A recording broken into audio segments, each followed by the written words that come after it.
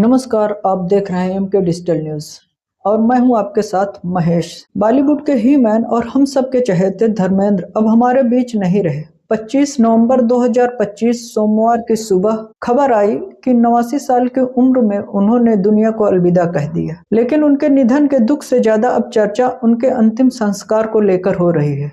आखिर क्यों इतनी जल्दबाजी में किया गया धर्मेंद्र का अंतिम संस्कार? क्यों फैंस को नहीं मिले अंतिम दर्शन और क्यों देओल परिवार को सोशल मीडिया पर ट्रोल किया जा रहा है? आज की इस रिपोर्ट में हम आपको बताएंगे इसके पीछे की असली वजह।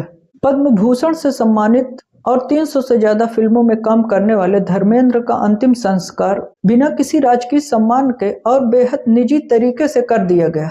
खबर है कि सोमवार की सुबह जुहू स्थित उनके घर पर उन्होंने अंतिम सांस ली। वे पिछले कुछ महीनों से बीमार चल रहे थे और 12 नवंबर को ही अस्पताल से घर लौटे थे। लेकिन जैसे ही उनके निधन की खबर फैली, कुछ ही घंटों के भीतर उनका अंतिम संस्कार भी कर दिया गया। सोशल मीडिया पर फैंस सवाल पूछ रहे हैं कि उनके हीरो की एक अंतिम झलक क्यों नहीं दिखाई गई? क्या देओल परिवार पर कोई दबाव था? जो खबर हमारे पास आई है उसके मुताबिक इस जल्दबाजी की दो बड़ी वजह सामने आई है। पहली वजह खुद धर्मेंद्र की इच्छा बताया जा रहा है। धर्मेंद्र चाहते थे कि उनकी विदाई बेहद सादगी से हो। वे नहीं चाहते थे कि उनके जाने के बाद कोई बड़ा तमाशा या इवेंट हो। वे जैसी सादगी से जिए वैसे ही जाना चाहते थे। दूसरी वजह सुरक्षा और परिवार का दुख। निधन की खबर मिलते ही घर के बाहर भारी भीड़ जमा होने लगी।